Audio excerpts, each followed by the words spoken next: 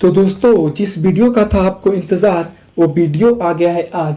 आप लोग मैसेजेस कर कर के बोल रहे थे बनाइए इंग्लिश ग्रामर बेसिक पे एक वीडियो। वही वीडियो लाया हूँ स्पेशल गुरु चैनल पे आज। तो दोस्तों, मैं राहुल गुप्ता आपके अपने चैनल स्पेशल गुरु में आप सभी को स्वागत करता हूँ। दोस्तों, अगर आप मेरे चैनल को सब्सक्राइब नहीं किए हैं तो प्लीज़ सब्सक्राइब कर दें और बगल वाले बेल आइकन को प्रेस कर दें ताकि मेरी हर वीडियो का नोटिफिकेशन सबसे पहले आप तक पहुंचे।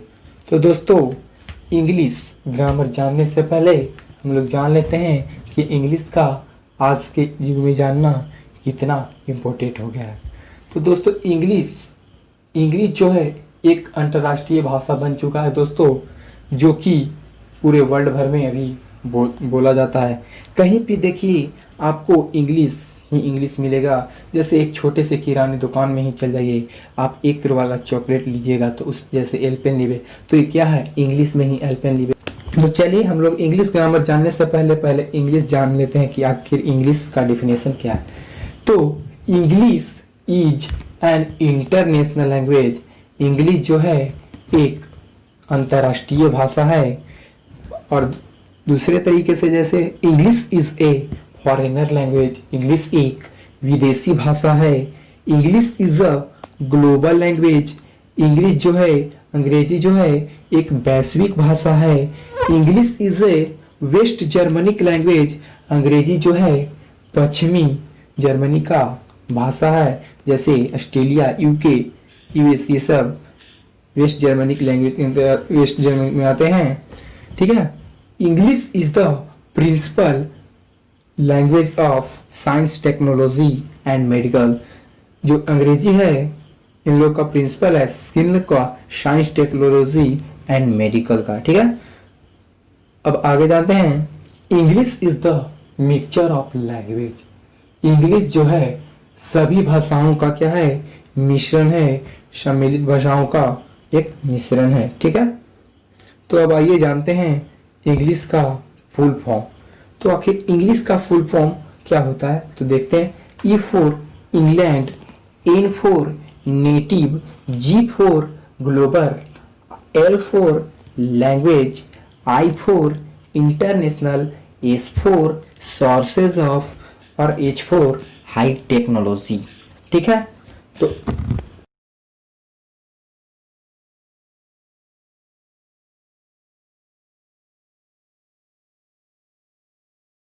इंग्लिश को दो भागों में बांटा गया है।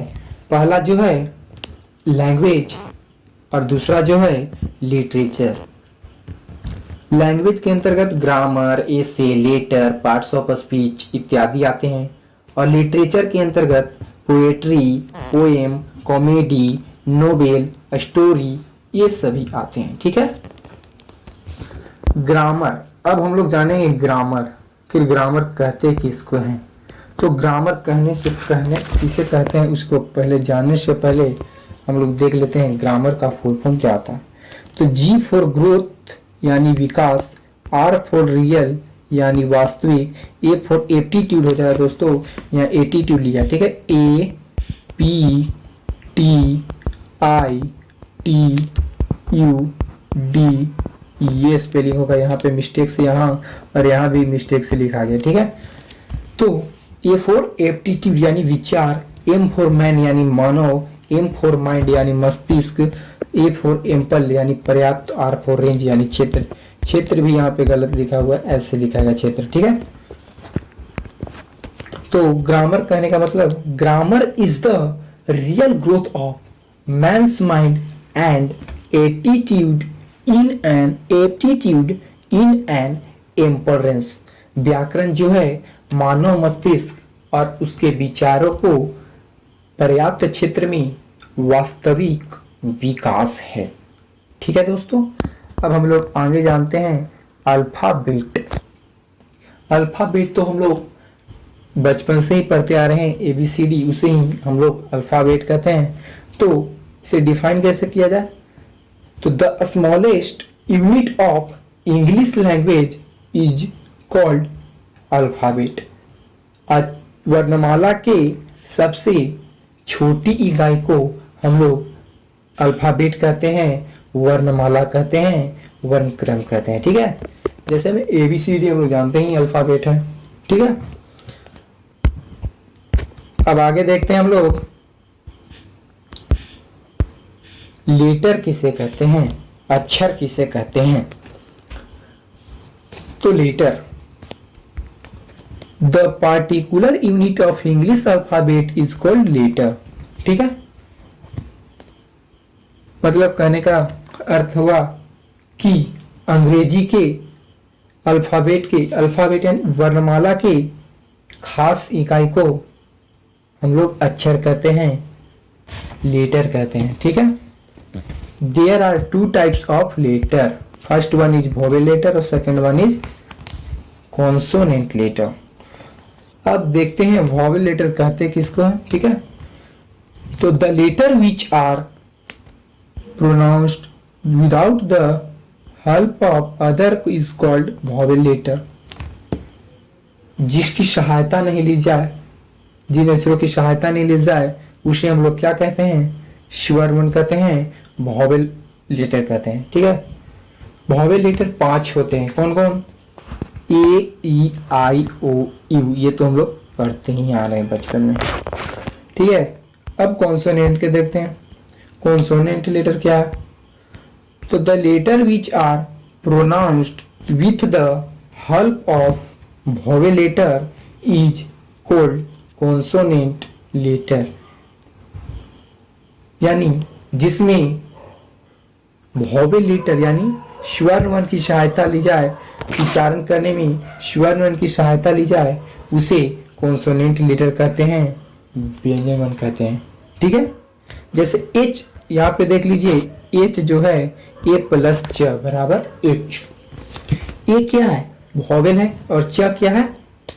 च जो है एक व्यंजन वर्ण है। उसी तरह एल, A प्लस ल, A क्या है यहाँ पे? A है यहाँ पे वोवेल, और एल जो है कॉन्सोनेंट है। उसी तरह ब प्लस ई, ब हो गया कॉन्सोनेंट, और ई क्या हो गया? ई जो हो गया अति हो गया, क्या कहते हैं, ई वोवेल हो गया। उसी तरह आर, आ प्लस र, आ हो गया वोवेल और र हो गया व्यंजन। अब हम लोग जानते हैं वर्ड कहते किसको, what is word? A group of letter which makes a complete sense is called word। ठीक है, अक्षरों के समूह को हम लोग वर्ड कहते हैं, शब्द कहते हैं, जिसका एक कंप्लीट सेंस बनता हो। जैसे कंट्री, कंट्री में देखिए COUNTRY, ये क्या है? एक अक्षर है, लेटर है। तो जो लेटर से बना हुआ शब्द हो, जो अक्षरों से मिला हुआ शब्द हो, उसे हम लोग क्या कहेंगे? अक्षरों से मिलकर बना हुआ को हम लोग क्या कहेंगे? एक कंप्लीट सेंस जो बनाता है उसे हम लोग एक क्या कहेंगे? वर्ड कहेंगे, शब्द कहेंगे। ठीक है, अब आगे कहता है सेंटेंस। What is sentence? तो a group of a word, a group of words which make a complete sense is called sentence। यहाँ पे कहने का मतलब देखिए, अब यहाँ पे था अक्षरों के समूह को, अक्षरों के समूह से बनने वाले शब्द को, बनने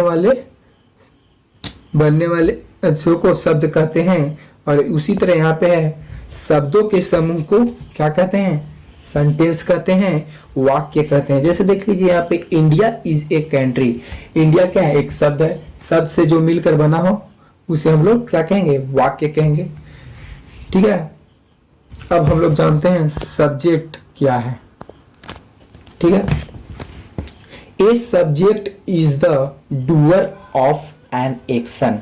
डूअर मतलब होता है करने वाला, ठीक है, जो काम करता हो। जैसे देखिए Rohan is writing a letter, Rohan is writing a letter. यहाँ पे देखिए रोहन जो है हम क्या है? काम कर रहा है, किस चीज का? पत्र लिखने का काम कर रहा है, लेटर लिखने का काम कर रहा है। ठीक है, अब देखिए यहाँ पे verb, a word which shows an action is called verb, यानी जो क्रिया चल रहा हो उसे ही हम लोग क्या कहेंगे, जो प्रक्रिया चल रहा हो उसे क्या कहेंगे, जो एक्शन हो। जैसे देखिए लिखना, पढ़ना, रोना, हंसना, ये क्या है, एक वर्ब है, एक क्रिया। जैसे यहाँ पे देख लीजिए लिखा हुआ है दीपक इज राइटिंग ए लेटर। दीपक क्या लिख रहा है, तो राइटिंग लिख रहा है। क्या लिख रहा है, राइटिंग। दीपक जो यहाँ पे काम कर रहा है वो राइटिंग का काम कर रहा है, ये एक्शन है, यानी जो प्रक्रिया चल रहा है। ठीक है, उसे ही हम लोग वर्ब कहते हैं। अब आगे हम लोग जानते हैं कि वर्ब को कितने भागों में बांटा गया है। ठीक है, तो वर्ब को देखा जाए तो पहले मेन रूप से दो रूप में बांटा गया है। पहला जो है हेल्पिंग वर्ब और दूसरा मेन वर्ब। मेन वर्ब में देखिए यहाँ पे V1, V2, V3, V4 और V5 जो है ये इसके रूप हैं, हम लोग आगे पढ़ेंगे इसे। ठीक है, और हेल्पिंग वर्ब में भी दो यहाँ पे दिए हैं, एक एक्चुअली वर्ब और दूसरा मॉडल वर्ब। देखते हैं पहला एक्चुअली वर्ब के अंतर्गत क्या आते हैं। ठीक है, तो एक्चुअली वर्ब के अंतर्गत देखिए यहाँ पे is, am, are, was, were के साथ हम लोग V4 का प्रयोग करते हैं। जैसे गो रहेगा तो गोइंग हो जाएगा। ठीक है, दूसरा है has, have, had plus V3, यानी हैज, हैव, हैड लग रहा है और V3 यानी वर्ब का तीसरा रूप। उसी तरह तीसरा है डू या डज प्लस V1। ठीक है, अब आगे चलते हैं मॉडल वर्ब। मॉडल वर्ब कितने होते हैं, तो मॉडल वर्ब देखिए यहाँ पे will, would, shall, should, can, could, may, might, must, dare, ought to, used to के साथ हम लोग V1 का प्रयोग करते हैं। ठीक है, उसे हम लोग मॉडल वर्ब कहते हैं। इन दो यहाँ पे 14 मॉडल वर्ब्स हैं। ठीक है, इन सब इसे हम लोग क्या कहेंगे, मॉडल्स कहेंगे, मॉडल वर्ब कहेंगे। ठीक है, अब आगे देखिए हम लोग जानते हैं ऑब्जेक्ट। आखिर ऑब्जेक्ट क्या है, तो सब्जेक्ट, वर्ब एंड ऑब्जेक्ट। अब हम लोग ऑब्जेक्ट के बारे में यहाँ पे जानेंगे। यहाँ पे कह रहा है an object is a person और thing that is called affected by the work of subject in the sentence. मतलब कहने का मतलब जिस पे इफेक्ट पड़ता हो, वर्क जो सब्जेक्ट यानी कर्ता के ऊपर। जैसे देखिए यहाँ पे कर्ता के ऊपर, जैसे an object is a person और thing this that is called affected by the work of subject in the sentence. ठीक है, यहाँ पे मतलब कहने का मतलब ऑब्जेक्ट यानी वह कर्म, जो काम व्यक्ति कर रहा है वो क्या कर रहा है उसे ही हम लोग क्या कहेंगे, कर्म कहेंगे, ऑब्जेक्ट कहेंगे। जैसे यहाँ पे देखिए एग्जाम्पल में दिया हुआ है, लिखा हुआ है विराट कोहली प्लेज क्रिकेट। तो विराट कोहली क्या खेल रहा है, तो प्ले क्रिकेट, क्रिकेट खेल रहा है। तो यहाँ पे क्रिकेट जो हुआ आपका, यहाँ पे क्रिकेट जो हुआ आपका एक प्रकार, तो यहाँ पे जो एक क्रिकेट हुआ, क्रिकेट क्या हो गया,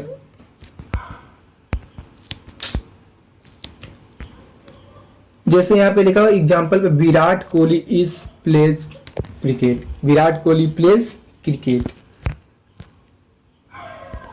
तो देखिए यहाँ पे एग्जाम्पल में दिया हुआ है विराट कोहली प्लेज क्रिकेट। विराट कोहली क्या खेलता है, तो क्रिकेट, क्रिकेट खेलता है, यानी किस पे अधिक इफेक्ट पड़ रहा है, क्या खेल रहा है, क्रिकेट।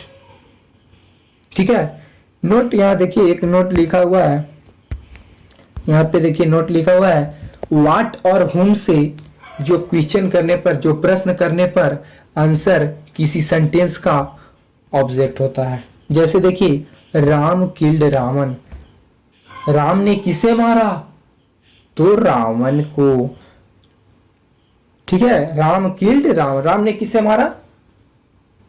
तो रावण को। इसी तरह यहाँ पे था विराट कोहली प्लेज क्रिकेट, विराट कोहली क्या खेल रहा है?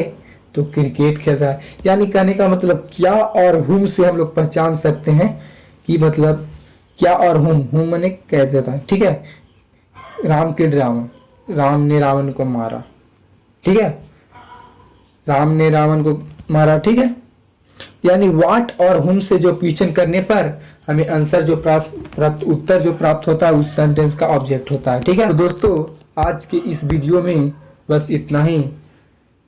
अगर आपको वीडियो अच्छा लगा हो तो मेरे वीडियो को लाइक कर दें, शेयर करें और कमेंट करें और अपने ग्रुप में शेयर करें ताकि हर स्टूडेंट्स को इस वीडियो को लाभ मिल सके।